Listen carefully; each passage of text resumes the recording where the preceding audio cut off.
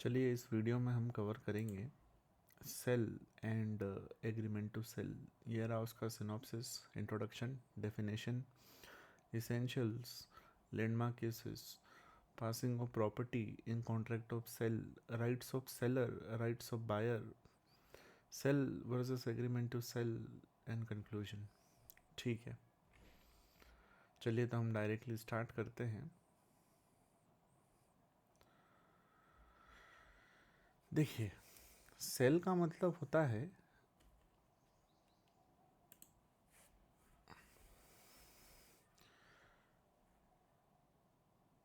Cell का मतलब होता है transfer of ownership in goods to another person for price.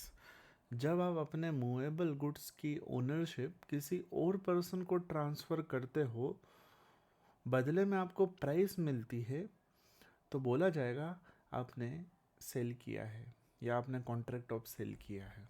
ठीक है, वापस से आपने अपने मूवेबल गुड्स की ओनरशिप यदि किसी को ट्रांसफ़र की पैसों के बदले, तो बोला जाएगा आपने सेल किया है।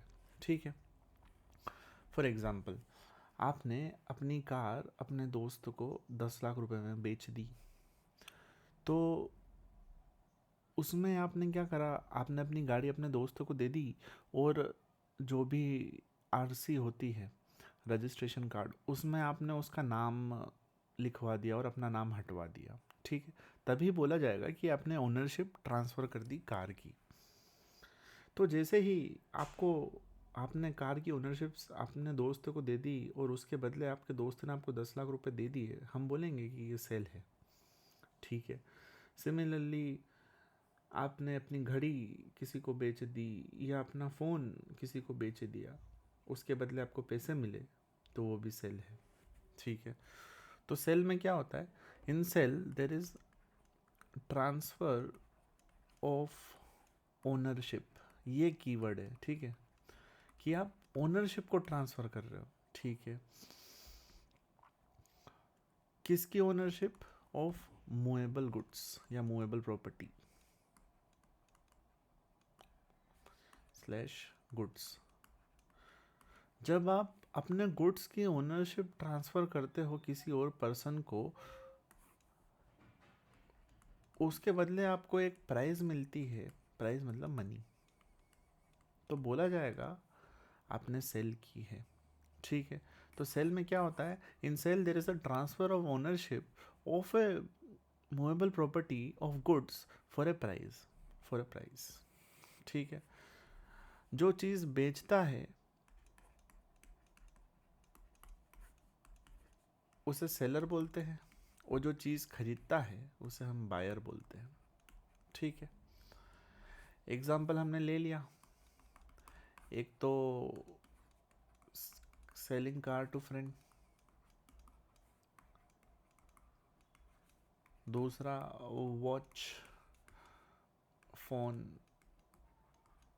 ठीक है, अच्छा,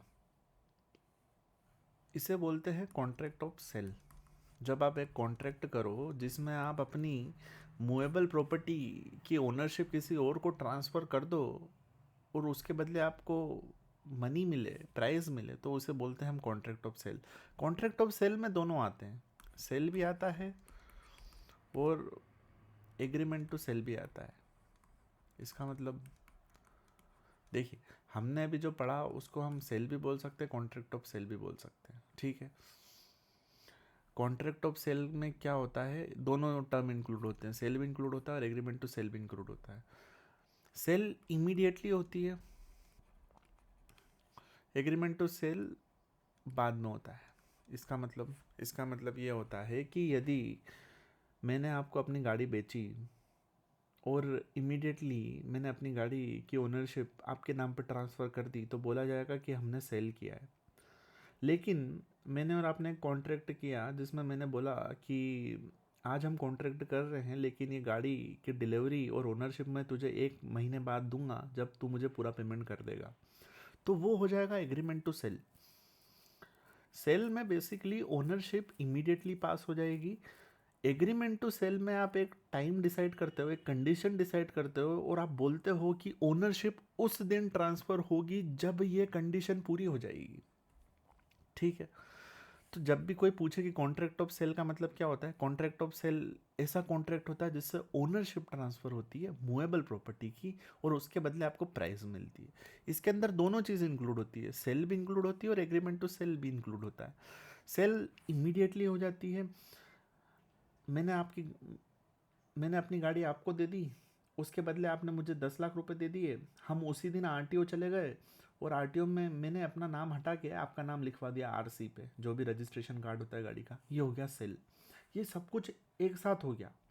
एग्रीमेंट टू सेल, हमने आज कॉन्ट्रैक्ट करा, मैंने बोला कि मैं तुमको 1 महीने बाद अपनी गाड़ी की ओनरशिप और डिलीवरी दूंगा, आपने बोला ठीक है, तो मैं भी आपको 1 महीने बाद पूरे पैसे दूंगा, गाड़ी के 10 लाख रुपए। ये हो गया एग्रीमेंट टू सेल। मतलब आपने आज डिसाइड कर लिया कि हम गाड़ी खरीदेंगे और बेचेंगे, लेकिन ट्रांसफर नहीं हो रही है ओनरशिप। ठीक है, तो ओनरशिप कब ट्रांसफर हो रही है इस पे डिपेंड करेगा कि आपका जो एग्रीमेंट है या आपका जो कॉन्ट्रैक्ट है वो सेल है या एग्रीमेंट टू सेल है। ठीक है, तो सेल इमीडिएटली होती है और एग्रीमेंट टू सेल लेटर होता है, डिपेंडिंग ऑन द कंडीशन और टाइम जो भी आपने डिसाइड कर लिए। ठीक है, तो हमने अभी तक क्या क्या पढ़ा, हमने ये पढ़ा कि कॉन्ट्रैक्ट ऑफ सेल या सेल का मतलब होता है ट्रांसफ़र ऑफ ओनरशिप। किसकी ओनरशिप? मूवेबल प्रॉपर्टी की। मूवेबल प्रॉपर्टी क्या क्या हो सकता है, इसमें बहुत सारी चीज़ें आ सकती है जो हमने पहले नीचे लिख ली है। मूवेबल प्रॉपर्टी में सब कुछ आ सकता है। गुड्स में क्या क्या आ सकता है? Car, bike, phone, watch, crops, etcetera. ठीक है, तो जब आप अपने मूवेबल प्रॉपर्टी की ओनरशिप ट्रांसफ़र करो और उसके बदले आपको प्राइस मिले, तो बोला जाएगा ये कॉन्ट्रैक्ट ऑफ सेल हुआ है। सेल दो टाइप की होती है, या तो सेल होगी या एग्रीमेंट टू सेल होगा। सेल इमीडिएटली होती है, एग्रीमेंट टू सेल में आप डिसाइड कर लेते हो कि आप इतने टाइम बाद, ये कंडीशन पूरी होने के बाद ओनरशिप ट्रांसफ़र करोगे। इमीडिएट सेल में इमीडिएट ट्रांसफ़र ऑफ ओनरशिप होता है। Ownership is transferred later. ठीक है, एग्रीमेंट टू सेल में अब आप डिसाइड कर लोगे कि भाई इस तारीख को मैं अपनी गाड़ी आपको ट्रांसफ़र कर दूंगा, उसकी ओनरशिप आपको ट्रांसफ़र कर दूंगा अगर आप मुझे उस तारीख तक इतने पैसे दे दोगे। ये हो गया एग्रीमेंट टू सेल। ठीक है, एग्जाम्पल ये याद रखिएगा, घड़ी वाला, फ़ोन वाला, कार बेचने वाला दोस्त को। चलिए डायरेक्टली आ जाते हैं हम यहाँ पर।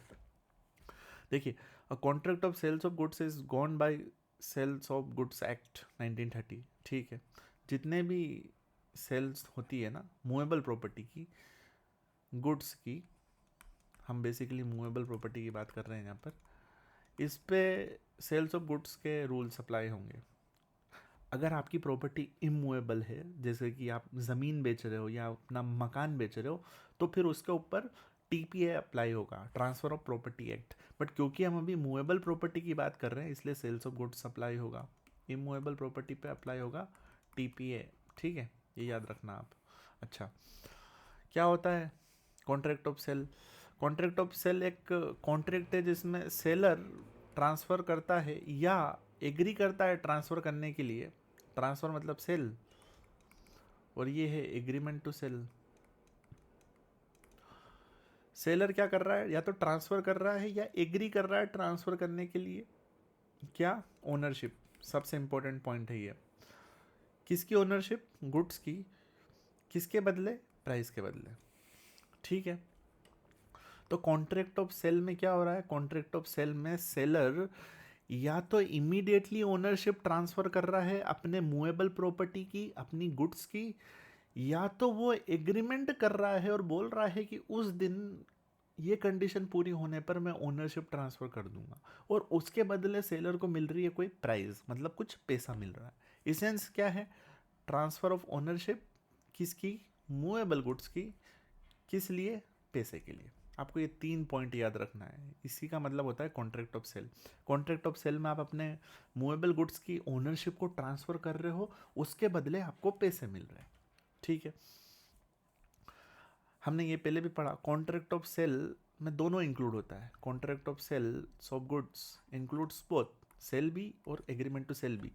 सेल इमीडिएटली हो जाती है, हमने ये करा। इमीडिएटली सेल कैसे हो रही, मतलब इमीडिएटली ट्रांसफ़र ऑफ ओनरशिप हो रहा है, transfer of ownership. Agreement to sale में बाद में होगी ओनरशिप ट्रांसफ़र, जब भी कॉन्ट्रैक्ट में लिखा रहेगा। ठीक है, चलिए अब हम डायरेक्ट इसेंशियल एलिमेंट में आते हैं। पहला एलिमेंट तो ये है कि सेल में एक बायर होना चाहिए, एक सेलर होना चाहिए। सेलर मतलब जो बेच रहा है, बायर मतलब जो खरीद रहा है। ठीक है, एक आदमी अपने गुड्स अपने आप को नहीं बेच सकता, अगर वो करेगा तो उसको कॉन्ट्रैक्ट ऑफ सेल नहीं बोलेंगे। ठीक है, इलस्ट्रेशन, ए अपनी गाड़ी बी को बेच रहा है 5 लाख रुपए के लिए, तो जो बेच रहा है वो सेलर है, जो खरीद रहा है वो बायर है, कुछ भी खास नहीं है इसमें। ठीक है, A and B jointly owns good, A may sell his share to B, this is valid because 2 distinct legal person are involve. ठीक है, ये भी कुछ खास नहीं है, पढ़ लीजिए। सब्जेक्ट मैटर मूवेबल प्रॉपर्टी होना चाहिए, ये हमने पहले भी पढ़ा था कि सब्जेक्ट मैटर सेल्स का गुड होता है। गुड मीन्स, गुड्स का मतलब क्या होता है, every kind of movable property other than actionable claim and money. ये डेफिनेशन दे रखी कि गुड्स में क्या क्या इंक्लूड होगा। ठीक है, लिख देते हैं, goods equals to movable property except money and actionable claim. तो यदि आपसे कोई पूछे कि गुड्स का मतलब क्या होता है, तो गुड्स का मतलब होता है हर टाइप की movable property except money and actionable claim. Actionable claim और पैसे को छोड़ के जितनी भी मूवेबल प्रॉपर्टी है सभी गुड्स है, according to sales of goods act. ठीक है, अच्छा, अब गुड्स ऐसे हो सकते हैं जो कि एग्जिस्टिंग है, मतलब जिस दिन आपने कॉन्ट्रैक्ट ऑफ सेल करा उस टाइम पे उनका एग्जिस्टेंस है दुनिया में, वो एग्जिस्ट कर रहे हैं। ठीक है, this are owned and possessed by the seller at the time of contract. Future goods, आपने कॉन्ट्रैक्ट कर लिया कि मैं तुम्हें ये प्रोडक्ट बना कर दूंगा, अभी बना नहीं है। ठीक है, टू बी मैन्युफैक्चर्ड और एक्वायर्ड लेटर। स्पेसिफिक गुड्स, आपने आइडेंटिफाई कर लिया है और बता दिया है कि देखो मेरे पास ये 100 गेहूं के बोरे हैं, इसमें से ये 10 गेहूं के बोरे जिनका नंबर XYZ है वो आपको मैं ट्रांसफ़र करूँगा। ठीक है, अनअसर्टेन्ड गुड्स, मतलब वही 100 गेहूं के बोरे हैं, आपने भी बताया नहीं, आपने बस एग्रीमेंट कर लिया है या कॉन्ट्रैक्ट कर लिया है कि मैं आपको 100 में से 10 गेहूं के बोरे दूंगा, लेकिन आपने अभी डिसाइड नहीं करा कि कौन से दोगे। ठीक है, ये वाला पॉइंट हमने पहले ही पढ़ लिया कि जैसे इमूवेबल प्रॉपर्टी होती है, जैसे कि land, house, it is excluded and it is gone by transfer of property act, है ना। Illustration, sale of machinery, furniture, gold, shares, crop is a valid sale. ठीक है, sale of a house is not gone by sales of goods act. Agrees to sale 100 bags of wheat out of his stock of 500 bags until separated goods are ascertained। ये example मैंने पहले भी दिया था। ए का बहुत बड़ा गोडाउन है, उसके अंदर 500 बैग है।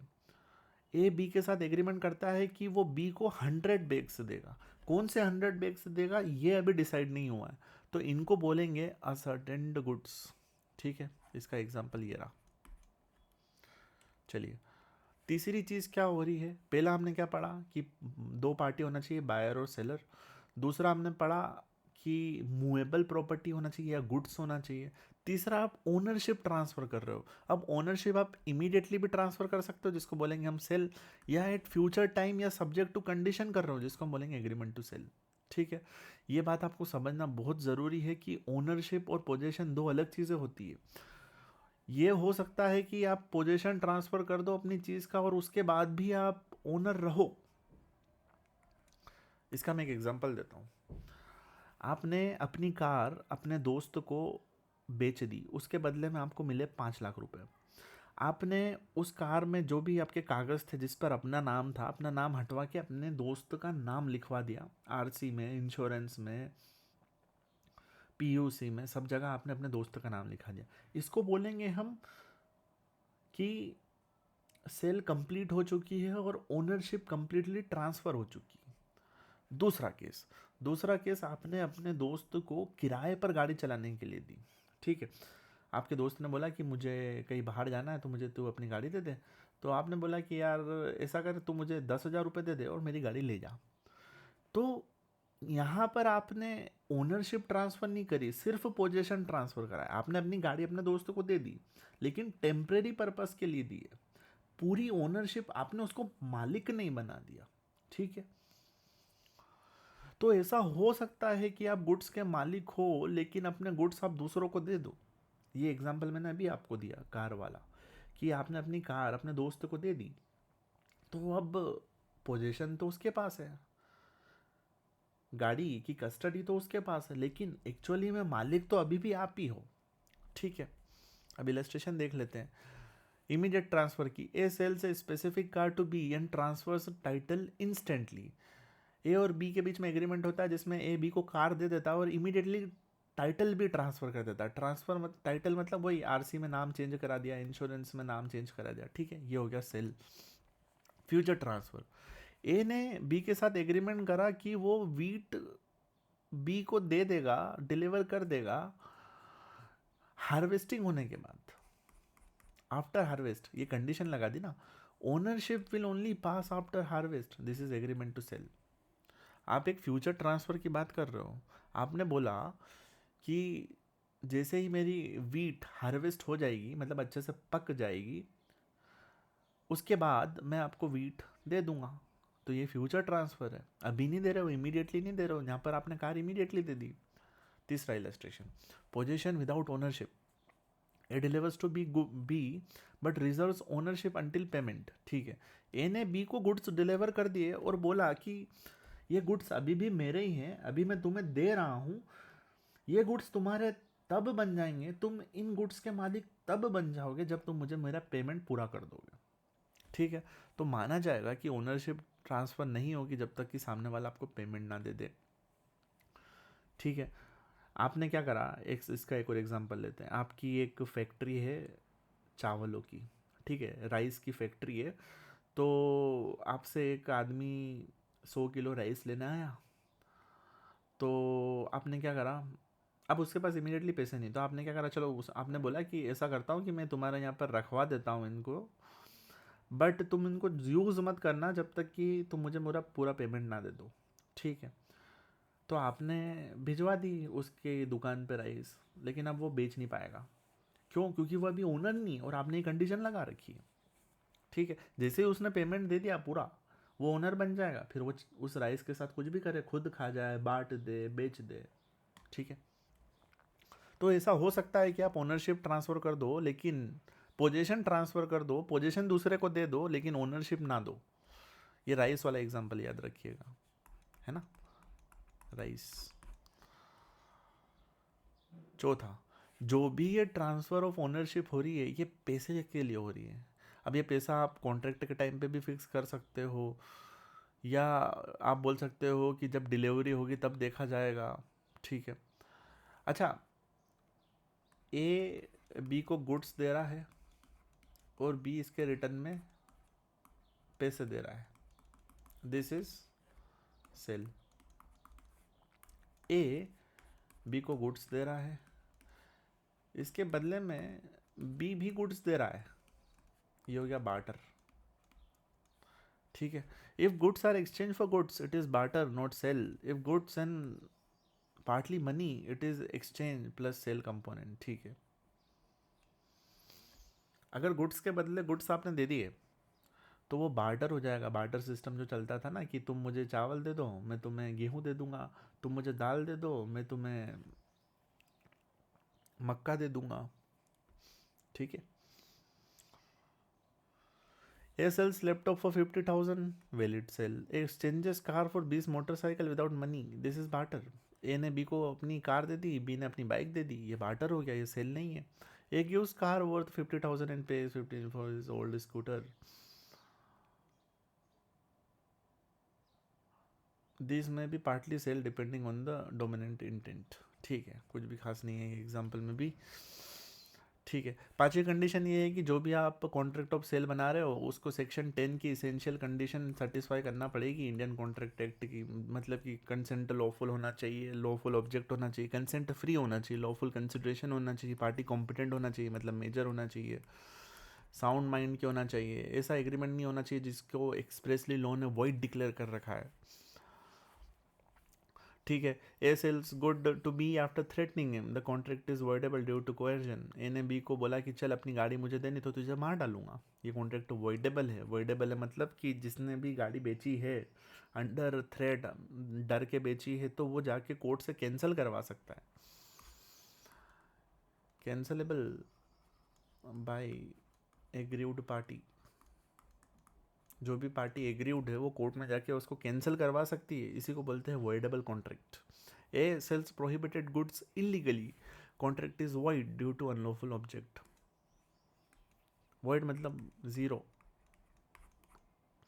अगर आप ऐसे गुड्स को बेच रहे हो जो कि इलीगल है, जिसको प्रोहिबिट कर रखा है लॉ ने, जैसे कि गांजा, चरस, तो जो वो कॉन्ट्रैक्ट होगा वो वॉइड है, उसकी कोई वैल्यू नहीं है, ज़ीरो है वो। जो वॉइडेबल होता है ये कॉन्ट्रैक्ट वैलिड होता है अनटिल आप उसको जाके कैंसिल ना करवा दो। लेकिन जो वॉइड कॉन्ट्रैक्ट होता है वो ज़ीरो होता है, उसको कैंसिल कराने की ज़रूरत ही नहीं, उसकी कोई वैल्यू है ही नहीं in the eyes of law. Passing of property in contract of cell.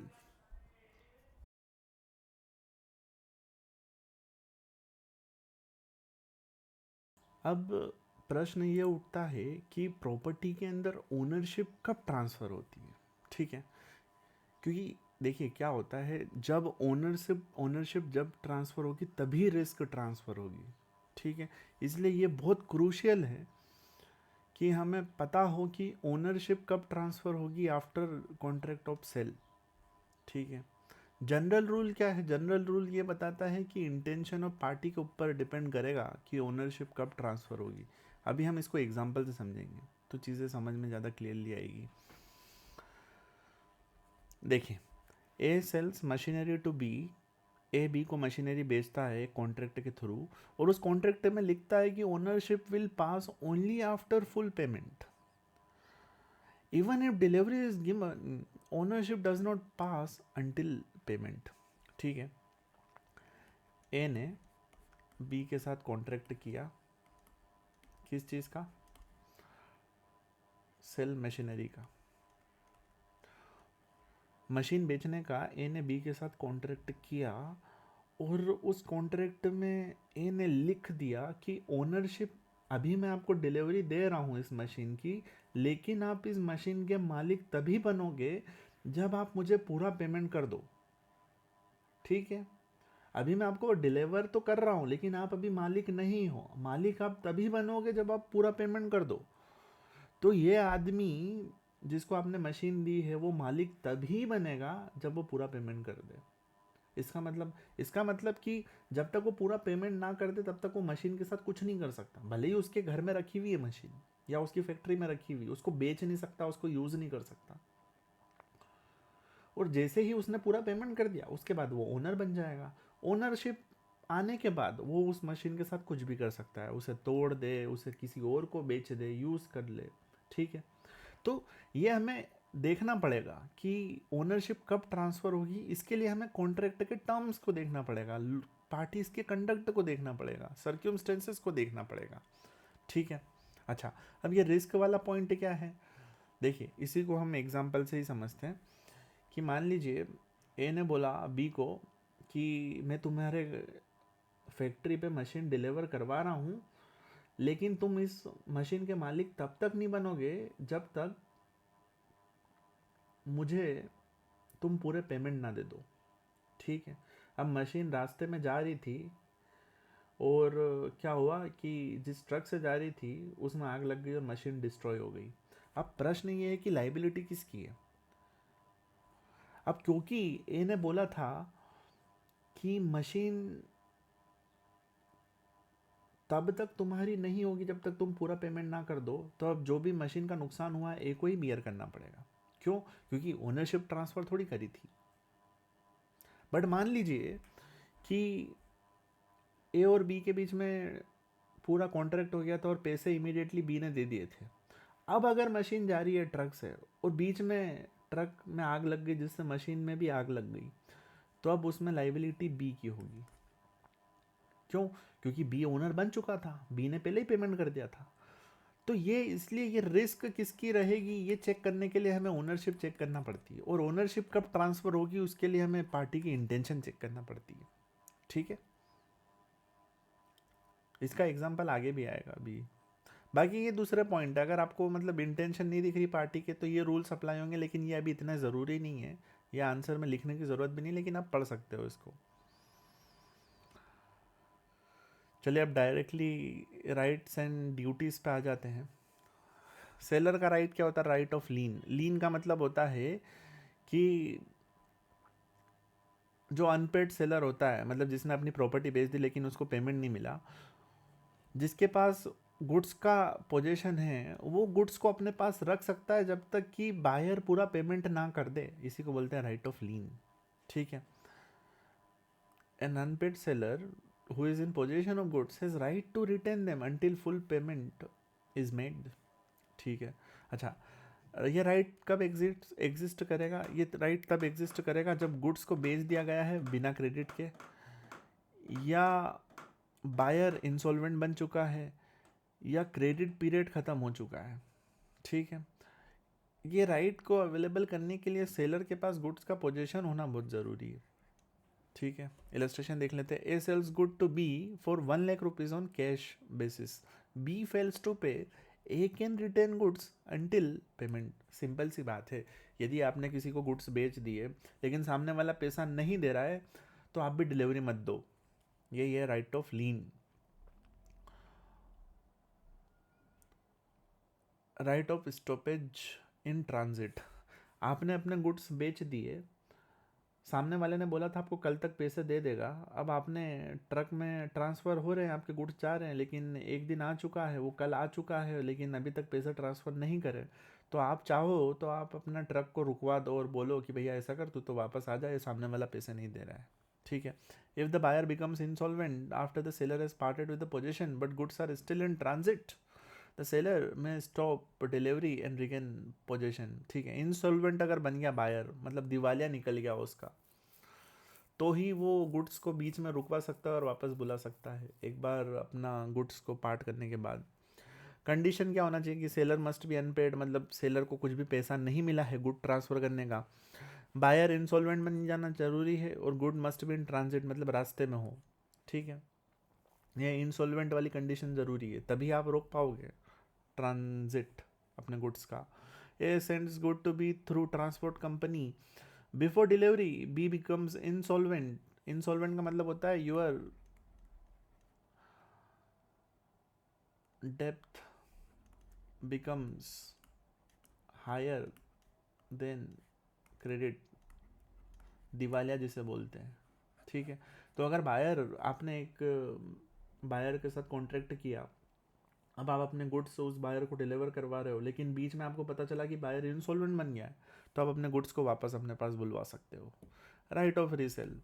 ठीक है, अगर अनपेड सेलर है तो अपने गुड्स को वापस से बेच सकता है अगर गुड्स ऐसे हैं जो कि पेरिशेबल है। पेरिशेबल मतलब मिल्क, वेजिटेबल, जो मतलब ख़राब हो जाते हैं 2-3 दिन में अगर उनको ऐसे रख दिया तो आपने दूध बेचने का सामने वाले को प्रॉमिस करा या कॉन्ट्रैक्ट कर लिया, अब वो सामने वाला पेमेंट नहीं दे रहा है, तो आप उसको दूसरों को भी बेच सकते हो, क्योंकि अगर आप उसके पेमेंट के लिए रुके तो आपका दूध खराब हो जाएगा, आपको नुकसान हो जाएगा। ठीक है, बट एक बार पहले उसको नोटिस ज़रूर दे दो, उसको बोल दो कि देखो भैया तुम पेमेंट नहीं दे रहे हो इसलिए हम दूसरों को बेचने जा रहे हैं, तो इसलिए अगर इमीडिएटली पेमेंट कर दो, और अगर नहीं कर पाओगे तो फिर हम बेच देंगे। ठीक है, if a sale is made after proper notice and price falls, seller may recover loss from buyer. ठीक है, आपने किसी के साथ दूध बेचने का या कोई भी गुड्स बेचने का कॉन्ट्रैक्ट करा, ठीक है, अब सामने वाला पैसे नहीं दे रहा है, बट आपके गुड्स ऐसे हैं जो कि पेरिशेबल नेचर के हैं, तो आपने सामने वाले को नोटिस दिया और बोला कि मैं तो दूसरों को बेच दूंगा अगर तू पेमेंट नहीं करेगा तो, पर उस नोटिस पे भी सामने वाले ने कुछ रिस्पॉन्स नहीं दिया, तो अब आप दूसरे को बेचोगे। अब दूसरे को आपको जल्दी जल्दी में बेच रहे हो तो कम कीमत में बेचना पड़ रहा है, तो अगर आपने कम कीमत में बेचा सामने वाले को नोटिस देने के बाद, तो आप जो भी आपको नुकसान हुआ है वो रिकवर कर सकते हो पहले वाले बायर से, ठीक है। यही लिखा है यहाँ पर।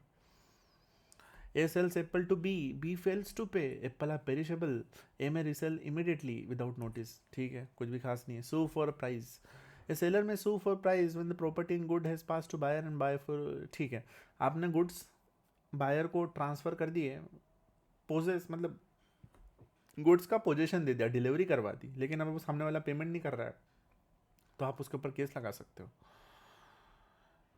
और प्राइस पेएबल थी कोई पर्टिकुलर दिन में, वो दिन आ चुका है लेकिन अभी तक उसने पेमेंट नहीं करा है, तो वापस आप केस लगा सकते हो। A sells specific property to B and ownership passes, आपने एक मशीनरी बी को दे दी और ओनरशिप भी ट्रांसफ़र कर दी पोजीशन के साथ साथ, लेकिन अब वो सामने वाला जो सेल बायर है वो पेमेंट करने के लिए तैयार नहीं है, तो you can file civil suit for recovery of price. अब आते हैं हम राइट्स ऑफ बायर पे।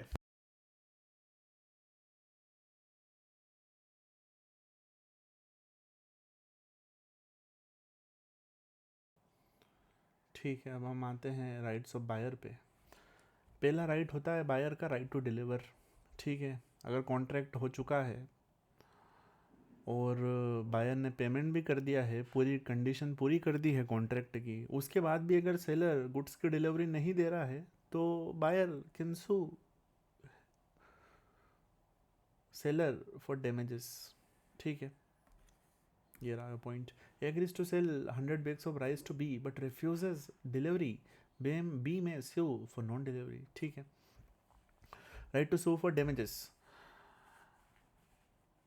if seller wrongfully neglects or refuses to deliver goods, buyer may claim damages, ठीक है। इलस्ट्रेशन देखते हैं। डैमेजेस मतलब नुकसान, जो भी आपको नुकसान हुआ उसके लिए कंपनसेशन, भरपाई।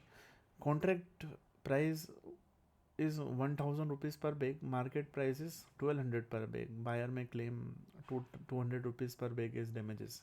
क्या हुआ कि मान लीजिए कि ए और बी ने कॉन्ट्रैक्ट किया जिसमें ए को बैग मिल रहा था 1000 रुपये में, ठीक है, लेकिन कॉन्ट्रैक्ट करने के बाद बी ने ए को डिलीवरी नहीं दी। अब उसको इमीडिएटली वो बैग मार्केट में दूसरी जगह से ख़रीदना पड़ा, लेकिन अब वो उसने जब जल्दी जल्दी में ख़रीदा तो उसको 1200 रुपये का पड़ा।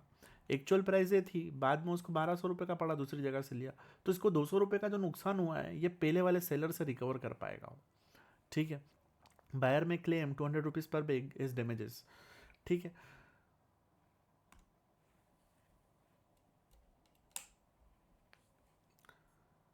तीसरा है राइट टू रिजेक्ट गुड्स। अगर आपके कॉन्ट्रैक्ट की कंडीशन को ब्रीच करता है सेलर, तो as a buyer you can reject contract को पूरा परफॉर्म करने से। एग्जांपल देखिए, seller promises brand new car but delivers used car, buyer can reject car, ठीक है। आपने कॉन्ट्रैक्ट किया शोरूम वालों से नई कार खरीदने का, लेकिन वो आपको पुरानी या चली हुई या एक्सीडेंटल कार दे रहे हैं, तो आप डिनाई कर सकते हो कि नहीं, हमें तो नहीं लेना। राइट टू स्पेसिफिक परफॉर्मेंस, ए ने बी के साथ कॉन्ट्रैक्ट करा जिसमें उसने बोला कि वो उसे एक रेयर पेंटिंग देगा, लेकिन अब वो बाद में डिलीवरी नहीं दे रहा है कॉन्ट्रैक्ट करने के बाद, तो आप जाके कोर्ट में, आपके साथ अगर किसी पेंटर ने कॉन्ट्रैक्ट करा कि वो आपको एक रेयर पेंटिंग देगा डिलीवर करके, लेकिन अब वो नहीं दे रहा, तो आप कोर्ट जा सकते हो और कोर्ट से स्पेसिफिक परफॉर्मेंस करा सकते हो। स्पेसिफिक परफॉर्मेंस का मतलब होता है कि जो भी कॉन्ट्रैक्ट में लिखा हुआ है वो सामने वाली पार्टी से करवा सकते हो कोर्ट में जाकर, ठीक है। तो ये बायर का राइट होता है, राइट टू एग्जामिन गुड्स। अगर आप कोई गुड्स खरीद रहे हो तो आपके पास राइट है कि आप वो गुड्स को एग्जामिन कर सको, देख सको, चेक कर सको सही क्वालिटी है या नहीं, ठीक है। एग्जांपल देखिए, purchases 50 bags of rice from B, before accepting delivery A inspects bag and discover that some bag contains damaged rice, ठीक है। ए ने 50 बैग राइस के खरीदे बी से, और तब उसके पास राइट है कि वो चेक कर सकता है कि ये गुड्स, ये जो भी चावल है ये सही कंडीशन में है या नहीं है। अब वो देखता है कि चावल के बैग फटे हुए हैं तो वो मना कर सकता है खरीदने से, ठीक है। लेकिन अगर उसने मना नहीं करा, फटे हुए बैग उसने देख लिए उसके बाद भी खरीद लिए, तो बाद में फिर वो कंप्लेन नहीं कर पाएगा, क्यों? क्योंकि उसको पहले ही पता था, नहीं खरीदना था तभी। अब हम आते हैं sale versus agreement to sale, ये हमने पहले ही पढ़ लिया है।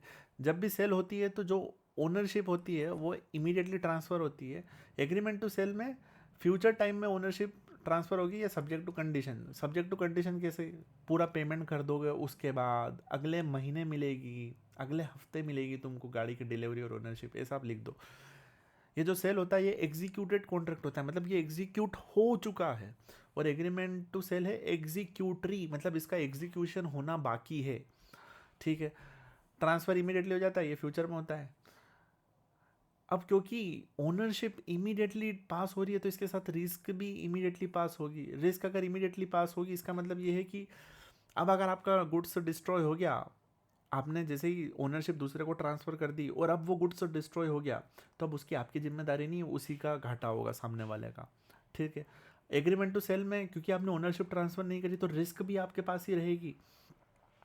Risk remains with the seller until the ownership passes, ठीक है। Right in case of a breach, seller है, अगर आपने कोई चीज़ बेच दी और अब वो पैसे नहीं दे रहा है तो आप उसको प्राइस के लिए केस फाइल कर सकते हो, सूट फाइल कर सकते हो उसके ऊपर। सेलर है और जो बायर है वो अब खरीदने से मना कर रहा है तो आप डैमेजेस के लिए सूट फाइल कर सकते हो, ठीक है। इंसॉल्वेंसी का ये पढ़ लीजिए, कुछ भी खास नहीं है। Seller can not reclaim goods if ownership has passed, seller can refuse delivery, ठीक है। एग्रीमेंट टू सेल में आप डिलीवरी को रिकवर कर सकते, रिफ्यूज कर सकते हो, ट्रांजिट से वापस बुला सकते हो। इंसॉल्वेंसी ऑफ सेलर हो जाए तो बायर कैन रिकवर गुड्स, और अगर ये वाला कॉन्ट्रैक्ट है एग्रीमेंट टू सेल है तो buyer can only claim damages, ठीक है। अगर घूम गए, आपने ट्रांसफ़र कर दी तो जिसने भी खरीदा आप उसकी रिस्पॉन्सिबिलिटी। अगर एग्रीमेंट टू सेल है क्योंकि यहाँ पर आपकी ओनरशिप नहीं गई है तो आपकी रिस्पॉन्सिबिलिटी होगी अगर गुड्स डिस्ट्रॉय होता है। तो एग्जांपल देख लीजिए, sales specific car to B an ownership transfer immediately, तो ये हो गया सेल इमीडिएटली वर्ड, देखिए बस। If a car is destroyed the next day without fault, B bears the loss, जिसने कार खरीदी उसी का नुकसान होगा अगर ओनरशिप ट्रांसफर हो चुकी है उसको। तो agrees to sell car to B after 1 month before delivery car is destroyed, A ने बी के साथ प्रॉमिस करा कि वो अगले महीने या 1 महीने बाद तुम्हें मैं कार दूंगा, डिलीवरी के पहले ही कार डिस्ट्रॉय हो गई तो अब यहाँ पर एक ही रिस्पॉन्सिबल होगा, ठीक है। तो ये एग्जांपल से हमें ये समझ में आ रहा है कि अगर कार डिस्ट्रॉय हो गई ओनरशिप के पहले तो सेल अगर हो गई तो B will bear loss, B bears loss. और अगर सेल नहीं हुई थी, सिर्फ एग्रीमेंट टू सेल हुआ था तो ए विल बियर लॉस।